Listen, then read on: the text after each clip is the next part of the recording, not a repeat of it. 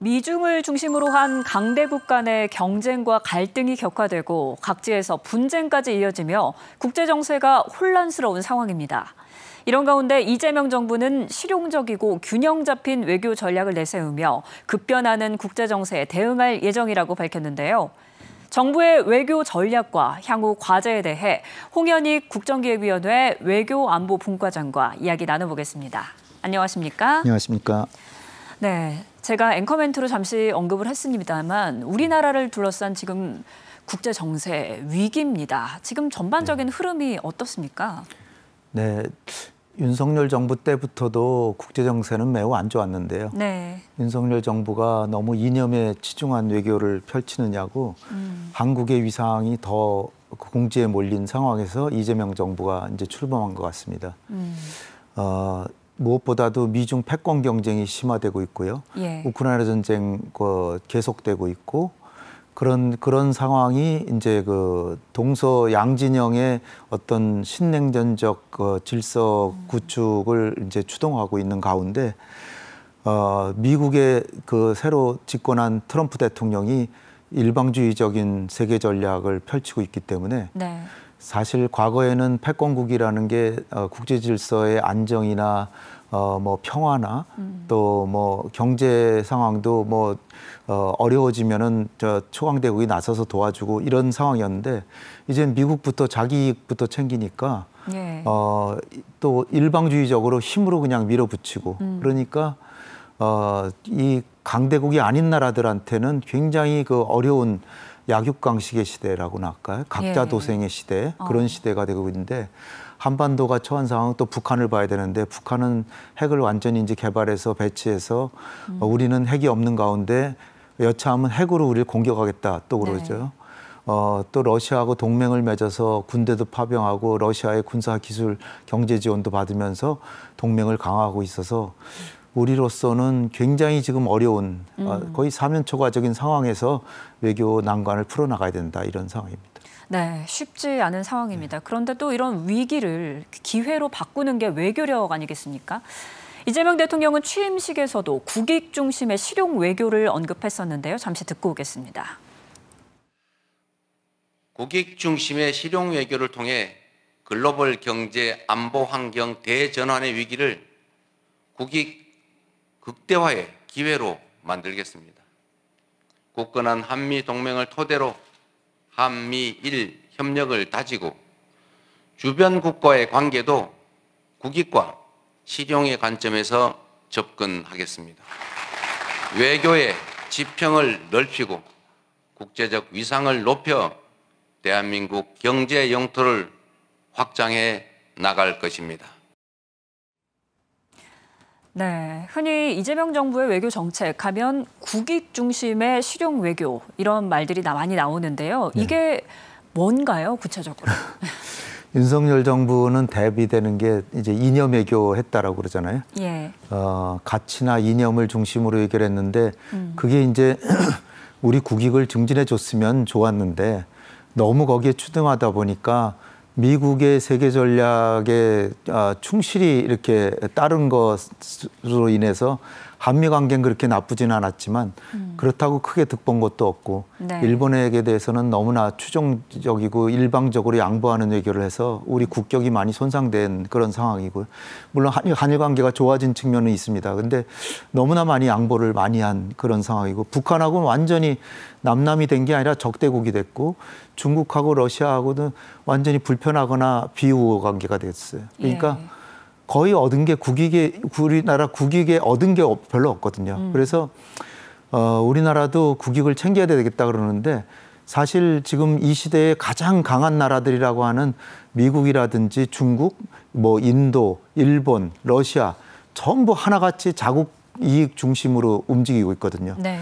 그런데 우리나라가 초강대국도 아니고 강대국도 아닌데 이념과 가치에 추종해서 우리의 국익을 멀리하는 그런 좀 어떻게 보면 좀 어리석은 외교를 했는데 이제는 우리도 강대국들처럼 우리 국익 우선 정책을 하겠다는 겁니다. 네. 그래서 무엇보다도 지금 우리 이재명 정부가 국민이 주인인 나라를 내세우고 있기 때문에 국민의 생명과 재산 그리고 국민의 이익 그리고 기업, 그리고 국가의 이익을 증진하는데 최우선적인 노력을 하는 그런 실용 해결을 한다는 그런 정책입니다. 네, 주요 내용을 좀 하나하나 살펴보겠습니다. 네. 우선 삼축 방어 체계 고도화, 임기 내 전시작전 통제권 전환 이렇게 있습니다. 그러니까 네. 실질적인 우리의 방위 역량을 키운다라는 거죠. 네. 뭐 외교를 잘하려고 그러면 국가 안보가 튼튼해야 되니까 대북 네. 관계를 하더라도 대북 억제가 확실히 유지되는 가운데서 화해 협력을 해야지 공연히 그냥 우리가 양보만 했다가는 국민들도 별로 좋아하시지도 않고요. 또 불안하고 안보가 우선입니다. 그래서 안보 부분에 있어서 삼축 방어 체제를 고도화한다는 게 북한이 이제 핵을 개발했기 때문에 북한이 핵으로 우리를 공격하려고 할 때는 사전에 선제 공격을 한다든지 아니면 그런데도 막 쐈다 그러면 하늘에서 막아야 되는 거고. 네. 아니 뭐 만약 우리나라에 떨어져서 우리의 피해가 발생하면 엄청난 보복을 해야 되는 거고. 이게 삼축이거든요. 예. 그 삼축 체계를 고도화해서 북한이 감히 핵을 사용하지 못하도록 한다고 하는 것이 이제 기본인데 이걸 위해서 지금 우리한테 필요한 거는 감시 정찰. 하늘에서 이걸 잘 보고 북한의 동태를 명확하게 파악을 해야 이게 가능한 거거든요. 그렇죠. 그래서 이제 그것이 무엇보다 필요하고 삼축 중에서도 이 선제 공격이라든지 방어보다는 보복 능력이 가장 신뢰할 수 있기 때문에 거기에 이제 중점을 둬야 된다는 거고요. 전작권을 전환한다는 거는 지금 이제 우리가 그 재래식 군사력으로 세계 5위에 지금 해당되는 상당히 강한 군사력을 갖고 있는데 네. 작전 지휘권을 미국한테 지금 맡겨두고 있어요. 그래서 우리가 이제는 미국에게 그 신세 지는 걸 그만두고 우리가 스스로 우리의 국가 안보는 스스로 한다. 이런 취지하에서 전작권 전환을 이제 추진하려고 하는데요. 그걸 위해서는 무엇보다도 이제 그렇다고 한미 동맹이 우호 관계가 훼손돼서는 절대로 안 되고요. 네. 또 우리 군의 어떤 작전 기획이라든지 지휘 능력 이게 그 향상이 돼야 이게 가능한 겁니다. 그래서 한 채 빈틈없는 대북 억지 태세를 갖추는 가운데서 전작권을 임기 내에 전환한다. 이게 이제 이재명 대통령께서 추진하시는 목표가 되겠습니다. 네. 그리고 또 다른 외교 목표로 K방산 4대 강국 도약이라는 목표가 네. 있습니다. 그러니까 네. 우리 무기를 더 수출하고 방산 산업을 더 키우겠다라는 네. 건데 어떤 노력이 필요하겠습니까? 우리가 지금 최근에 이제 그 방위 산업이 굉장히 부흥을 하고 있고 예. 상당히 수출도 많이 하고 있는데 사실 따지고 보면 전 세계 무기 시장이 2%밖에 안 됩니다. 엄청나게 수출 많이 하는 것 같은데 예. 중국이 6%고요. 미국 같은 경우는 40%가 넘습니다. 그러니까 미국 혼자서 다 하고 그다음에 러시아, 중국 뭐 이러고 그다음에 이제 우리 한국인데요. 한국이 4대 방산국에 들어가려면 중국을 따라잡아야 되는데 그러려면 3배를 늘려야 됩니다. 네. 3배 늘리려면 엄청난 노력이 필요하겠죠. 그래서 그를 위해서는 이제 방산 수출 컨트롤 타워도 만들고 수출 기업에 대해서 세제나 금융이나 재정 지원도 강화하면서 방산 공급망도 안정시키고 그다음에 방산 첨단 산업도 육성하는 가운데 대기업 너무 중심으로 돼 있는데 중소기업이 같이 성장을 해야 이게 고른 수출이 됩니다. 그래서 이 그 대중소기업의 고른 균형 성장 이런 것도 아울러서 우리가 노력해야 될 것 같습니다. 네, 또 한미 정상회담 얘기를 좀 해봐야 될 것 같습니다. 이제 오는 25일입니다. 네. 관세 협상의 또 세부적인 내용뿐만 아니라 이른바 안보 청구서를 받게 될 거다라는 이야기도 있는데 네. 어떤 의제들이 테이블에 오를까요? 네, 아주 어렵사리 관세 협상의 큰 고비는 넘겼는데 예. 아직 관세 협상이 완전히 마무리된 게 아닙니다. 추상적으로 남겨진 부분들이 있어요. 이를테면 우리 기업들이 미국에 잔뜩 투자를 할 것을 지금 트럼프는 기대하고 있습니다. 네. 그래서 대통령께서 최근에 재벌 총수들 모아서 미국에 얼마나 투자할지 좀 이제 하고 같이 가기도 하는데 이러한 관세 협상이 최종적으로 마무리가 돼야 되고요. 뭐 예. 소고기라든지 쌀이라든지 이런 건 트럼프는 개방했다 그러고 우리는 양보 안 했다고 그러고 아직 그 불명확한 부분들이 있습니다. 그렇죠. 그래서 이런 것들을 이제 명확히 하는 게 가장 중요한 과제고요. 그다음에 이제 뭐 덜 중요한 거 아니라 오히려 더 중요할 수도 있는 과제가 한미 동맹의 변화를 지금 미국이 추구하고 있는데 예. 이를테면 방위비 분담금을 9배로 올려달라. 뭐 9%가 아니라 900%로 올려달라 그래요. 공개적으로 의제로 삼아서 요구를 하게 될까요? 뭐 트럼프 대통령이 뭐 사실 뭐 일방주의적으로 하고 싶은 얘기 다 하는 분이니까 예. 얘기할 가능성이 꽤 크다라고 봅니다. 근데 이제 900% 올려주는 건 말이 안 되고요. 네. 좀 올려주더라도 조금은 올려주고 사실은 재작년에 이게 타결이 됐는데 네. 이걸 지키면 되는데 그거 하면 10%도 안 되니까 10% 성장 10% 그 상향 조정밖에 안 되거든요.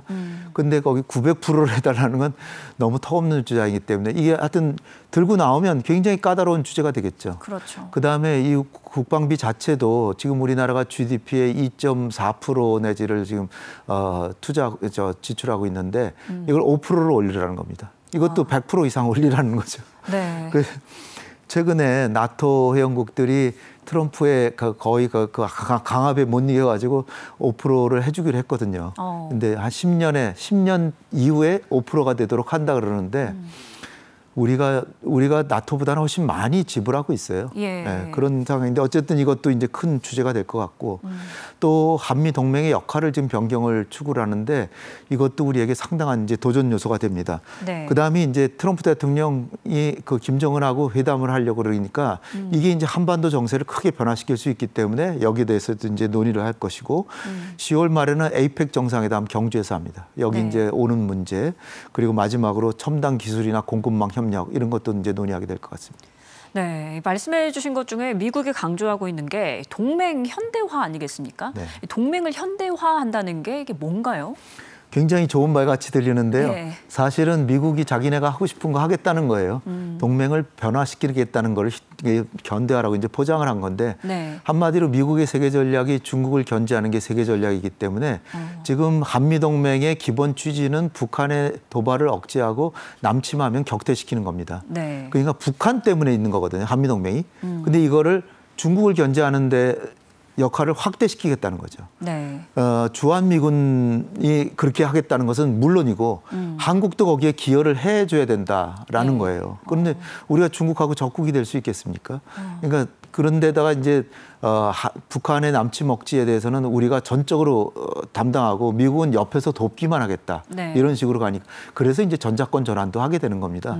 그런데 어쨌거나 방위비 분담금도 획기적으로 올리는 데다가 국방비도 더 2배 이상으로 올려서 미군은 자기 멋대로 이제 뭐 아시아 안보에서 왔다 갔다 하면 하겠다 뭐 이런 내용이에요. 예.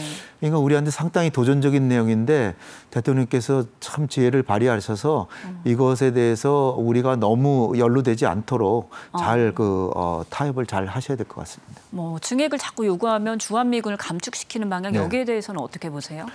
주한미군을 감축한다는 게 사실은 지금 한미동맹의 주요 취지는 재래식 군사력은 한국이 세계에서 5등이고 예. 북한은 35등입니다. 주한미군이 없더라도 북한이 핵으로 공격만 안 한다면 우리가 남북 간에 전쟁을 하면 우리가 1대1로 그냥 주한미군 없더라도 이길 수 있습니다. 저는 그렇게 확신합니다. 네. 그러나 이제 북한이 핵이 있고 미사일을 잔뜩 갖고 있기 때문에 이거를 억제해 주는데 이제 미군이 필요한 거죠. 예. 그렇기 때문에 우리가 이제 한미 동맹을 굳건히 해나가긴 하지만 사실은 핵 억지력이 우리한테 반드시 필요한 거예요. 네. 한미 동맹의 주기능이 핵 억지력이에요. 그러니까 확장 억지라고 하는 건 보다 더 강화시키고 그다음에 주한미군을 감축한다 그러면 약간 뭐 한 3~4천 명 정도는 감축해도 뭐 큰 지장은 없습니다. 그런가요? 그런데 이제 우리 보수 언론이나 이제 야권이나 뭐 이런 그 보수층에서 이거 큰일 났다라고 이제 완전히 그냥 뭐 이거를 침소봉대해서 큰일 났다는 식으로 할까봐 이제 저는 그게 걱정인데요. 네. 사실은 28,500명에서 한 4,000명 줄여도 24,500명 전혀 지장 없습니다. 사실은 지장 없는데 그거를 괜히 강조해서 큰일 났다는 식으로 하는 게 더 이제 문제가 됩니다. 그런데 이제 그러나 말씀드렸다시피 예. 핵 억지력, 확장 억지는 더 강화해야 된다는 거죠. 네. 오히려. 네. 또 그런데 실용 외교 측면에서 봤을 때 정말 이 안보가 걸린 동맹과 함께하는 것 또한 중요하고 또 경제 실리도 함께 챙기는 것도 너무 중요한데 일명 그 미국 측에서는 안미 경중이라고 하죠. 안보는 미국, 경제는 중국. 근데 이거는 하지 말라라는 입장이거든요. 우리가 어떻게 균형을 좀 찾아야 될까요? 안미 경중은 뭐 어떻게 보면은 문재인 정부 때 추진했던 한국의 정책입니다. 그러니까 안보는 한미 동맹 위주의 안보는 미국하고 하고 예. 경제는 무역이나 이런 게 중국하고 더 많았기 때문에 미국보다 많았기 때문에 네. 중국은 경제 중심으로 간다 이런 건데 지금은 어떻게 보면 미국하고의 무역이나 중국하고 무역이 거의 비슷해졌어요. 예. 미국이 그러니까 그만큼 더 중요해졌는데 한미 경중이라고 하는 것이 뭐 사실은 큰 요소로 보면은 그것을 그렇게 배제할 수는 없는데 네. 중요한 거는 지금은 경제도 미국이 상당히 이제 더 중요해졌고요. 그런 가운데 우리는 무엇보다도 한미 동맹을 대외 전략의 기본축으로 삼고 한미일 안보 협력도 해나가면서 네. 그러나 중요한 것은 한미 경중까지는 아니더라도 중국이나 러시아하고도 적대 관계나 비우호 관계로 가는 건 우리한테 국익이 안 좋습니다. 네. 그래서 그들과도 나쁜 관계를 갖지 않는다. 이런 정책을 하는 게 이재명 정부의 정책이 되겠습니다. 네, 알겠습니다. 그리고 또 한미일 삼각공조의 또 다른 축이죠. 이재명 대통령은 광복절 경축사에서 한일 관계에 대한 정부의 입장을 드러냈습니다. 내용 들어보시죠. 올해는 광복 80주년인 동시에 한일 수교 60주년이 되는 해입니다. 과거를 직시하되 미래로 나아가는 지혜를 발휘해야 할 때입니다. 한일 양국은 오랫동안 굴곡진 역사를 공유해 왔기에 일본과 관계를 정립하는 문제는 늘 중요하고 어려운 과제였습니다. 한국과 일본이 산업 발전 과정에서 함께 성장해 왔던 것처럼 우리 양국이 신뢰를 기반으로 미래를 위해 협력할 때 초격차 인공지능 시대의 도전도 능히 함께 헤쳐나갈 수 있을 것입니다. 국익 중심 실용 외교의 원칙으로 셔틀 외교를 통해 자주 만나고 솔직히 대화하면서 일본과 미래지향적인 상생 협력의 길을 모색하겠습니다. 네, 한미 정상회담에 앞서서 이제 한일 정상회담이 예정이 되어 있습니다. 트럼프 2기 들어서 어떻게 보면은 일본과 우리나라는 뭔가 동병상련의 입장에 처해 있지 않나 싶기도 네, 하고요. 네. 이번 정상회담에서는 어떤 내용이 의제에 오를까요? 맞습니다. 트럼프가 뭐 우방이라고 해서 봐주지를 않고 그냥 마냥 일방주의로 막 나오니까 예. 일본도 상당히 당혹한 모습이기 때문에 한국과의 협력을 일본도 중시하고 있고 그래서 이번에는 이례적으로 대통령께서 미국 방문 전에 일본을 방문하고 미국을 갑니다. 네. 그러니까 이게 이례적인 거고 한국이 어떻게 보면 외교 자주성을 내세우는 거기도 하는데 미국의 입장에서도 한일이 좀 잘 지내기 항상 바래왔기 때문에 네. 그런 걸 과시하는 측면도 있습니다. 근데 이제 뭐 이번 한일 정상회담에서 우리가 서로 협력해야 될 부분이 많은데 한미일 안보 공조는 계속 이어간다는 걸 이제 다시 확인할 것 같고요. 예. 그다음에 이제 한일 간에 항상 문제가 되는 역사 인식이라든지 뭐 상호 이해를 증진하는 거. 이건 이시바 총리가 역대 어느 일본 총리보다도 지한파라 그럽니다. 그러니까 친한파까지는 아니고 네. 한국을 잘 이해하는 사람이기 때문에 대통령끼리 이제 좋은 친목 관계를 하면서 과거사에 대해서도 한층 더 접근하는 그런 관계를 맺을 것 같고요. 그다음에 이제 경제 협력은 이제 무역이라든지 또 기술 협력, 공급망 협력 이런 거 확대하고 관광, 문화 교류 확대하고 그다음에 이제 또 하나 중요한 게 이시바 총리도 지금 지지율이 굉장히 낮기 때문에 지지율 상승을 위해서 북한하고 뭔가 납치자 문제 뭐 이런 걸 가지고 대화를 하려고 그러는데 이재명 정부도 북한하고 대화를 하려고 하기 때문에 예. 한반도 정세나 이 동북아 정세를 북한과의 화해 협력으로 가는데 어떻게 협력할 건가 이런 것도 논의를 하실 것 같습니다. 네, 이재명 대통령도 일본에 대해서 과거를 직시하되 미래로 나아가자 이런 미래지향적인 메시지를 내놓았는데요. 과거에 김대중 오부치 선언처럼 이재명 이시바 선언 뭐 이런 나올 수 있을까요? 네, 뭐 본래는 그런 구상들이 있었고 네. 지금 뭐 안 되리란 법은 전혀 없는데 예. 뭐 요번에 내일 모레 가셔가지고 하시겠다 뭐 이런 건 아니고요.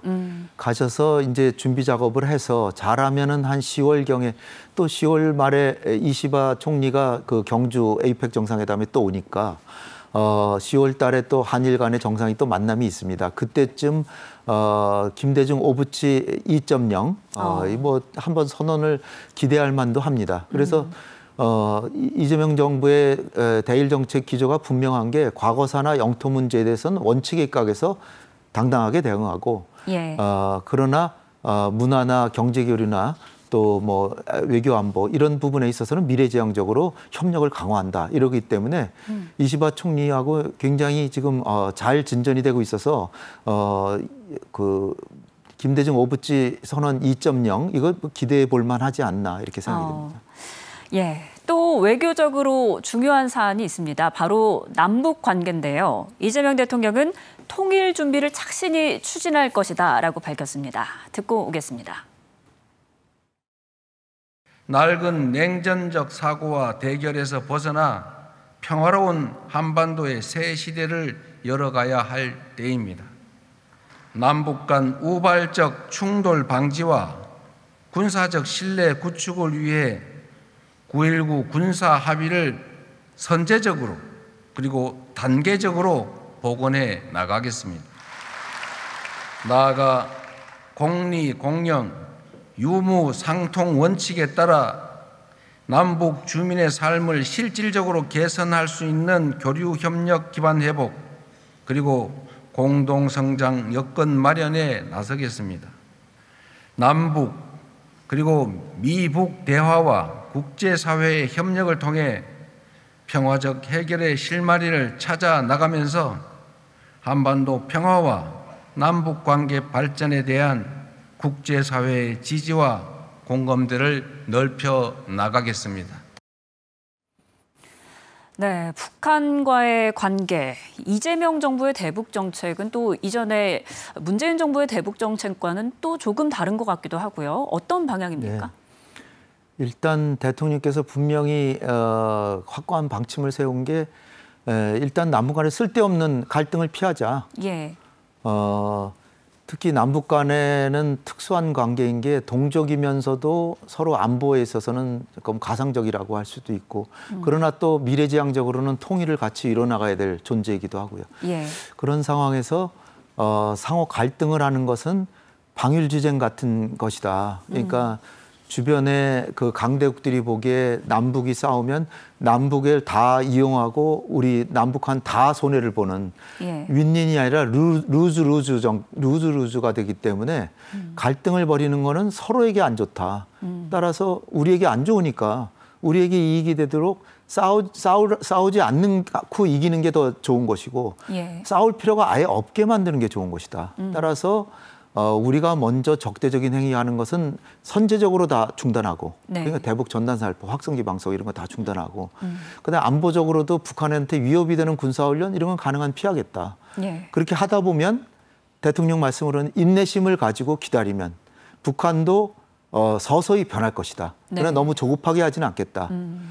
그렇지만은 우리가 필요한 거는 그 정상적인 관계를 가지기 위해서 필요한 일은 선제적으로 단계적으로 하겠다. 이런 예. 겁니다. 그러니까 너무 빨리 그 효과를 기대할 수는 없고요. 아니나 다를까 지금 한미연합훈련이 지금 진행 중입니다. 그런 예. 상황에서 김여정이나 김정은이 계속 연이어서 볼멘 소리를 하는데 이를테면 뭐 이재명 정부와는 대화 안 하겠다, 꿈 깨라 뭐 이런 식으로 계속 얘기를 하고 있습니다. 네. 그리고 뭐 김여정도 뭐 이재명 정부와 우리는 외교의 상대가 안 된다 뭐 그러기도 하고 남북 대화는 있을 수 없는 일이다 뭐 계속 이러고 있는데요. 저는 완전히 남한을 무시하고 아무런 반응을 안 보이는 것보다는 오히려 이렇게 뭐 안 하겠다라고 얘기하는 게 관심이라도 갖고 있다는 걸 보여주는 거라고. 그런가요? 예, 그러니까 아예 아무 반응 없는 것보다는 낫다라고 봅니다. 대통령님이나 아니면 청와대 대변인도 늘 하는 얘기가 다 예상했던 반응이다. 네. 그러니까 지금 너무 조급하게 할 필요 없고요. 어떻게 보면 이번에 한미연합훈련 기간 중이니까 북한이 그런 볼멘 소리 할 만하다라고 이제 예전에 보면. 예. 그리고 이제 정동영 장관이 제안을 해서 훈련의 절반을 한 달 뒤로 연기했지만 결국은 하는 거거든요. 네. 그러니까 북한이 볼 땐 그게 그거 아니냐 이렇게 생각할 수도 있어요. 그러니까 북한이 너무 빨리 나올 걸 기대하지는 않는데 언젠가는 꾸준히 우리가 일관되게 우호 정책을 하다 보면 그렇다고 뭐 양보하거나 뭐 그런 건 아니고요. 네. 쓸데없이 건드리지는 않겠다는 거죠. 그런 거 하다 보면 결국은 북한의 어떤 대남 적개심도 좀 줄어들고 그다음에 신뢰도 조금씩 쌓이면서 조금씩 변화할 것이다. 그러다가 또 하나 큰 변수가 있는 게 지금 한미 정상회담도 하지만 트럼프 대통령이 김정은과 정상회담이라도 한다면은 예. 그게 큰 변화의 물결이 돼가지고 남북 관계도 거의 자동적으로 개선이 될 가능성도 있습니다. 물론 뭐 아직 전혀 모르지만 네.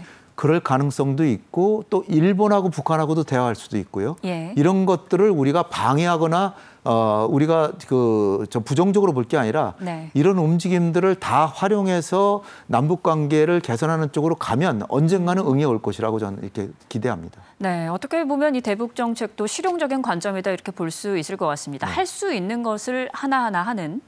네. 그런데 지금 세계 질서가 점차 미국 하나가 주도하는 게 아니라 네. 고차방정식 같습니다. 정말 어려운 문제를 풀어나가는 이 상황에서 한국은 어떤 전략으로 대응해 나가야 할까요? 그러니까 지금 어떤 분들은 지금 신냉전 체제가 돌아왔다 그런 분도 있는데요. 네. 사실 신냉전 체제라는 건 말이 안 되고요.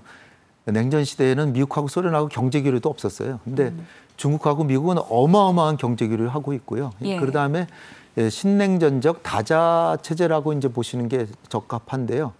우리로서는 어쨌든 한미 동맹을 위주로 가야 되고 그러나 그거보다도 더 중요한 것이 우리의 자강력을 키워야 된다. 예. 우리의 힘이 세지고 우리가 경제력이나 군사력이 강화될 때 미국에 대해서도 자기들도 자기 살기 이제 바쁘다 그러니까 네. 그래 그럼 우리가 신세를 좀 덜 지고 같이 호혜적인 협력을 하고 그러면서 우리는 자주적인 외교를 하겠다라는 식으로 가야 되고요. 네. 그다음에 국민 통합이 중요하다고 봅니다. 여야 간의 갈등을 최소화해서 외교력을 강화하는 거 그거 중요하고 그다음에 이제 현실적이고 유연한 태도를 가지면서 전방위 다자 우호 협력 외교를 펼치고 그리고 뭐 신시대 외교 안보 의제에 대해서는 우리가 모범국적인 태도를 보이고 그리고 우리 경제력도 낮이기 때문에 ODA도 열심히 하고 그럼으로써 우리나라의 그 어떤 중견국적인 지위도 향상시키면서 자주적이면서도 한미 동맹은 강화하고 네. 그러면서 북한하고도 대화 물꼬를 터서 평화 통일의 기반도 쌓고 중국하고도 우호 관계를 가지면서 교류 협력도 열심히 하고 경제도 많이 하고 이러는 가운데 우크라이나 전쟁이 끝나면 러시아하고도 관계를 다시 개선하고 예. 이러는 전방위 외교를 할 때 우리 외교나 우리 국력은 계속 향상이 되지 않을까 이렇게 기대를 합니다. 네, 알겠습니다. 오늘 이야기 여기까지 듣겠습니다. 지금까지 홍현익 국정기획위원회 외교안보분과장과 함께 이재명 정부 앞에 놓인 외교 과제들 살펴봤습니다. 오늘 말씀 고맙습니다. 네, 감사합니다.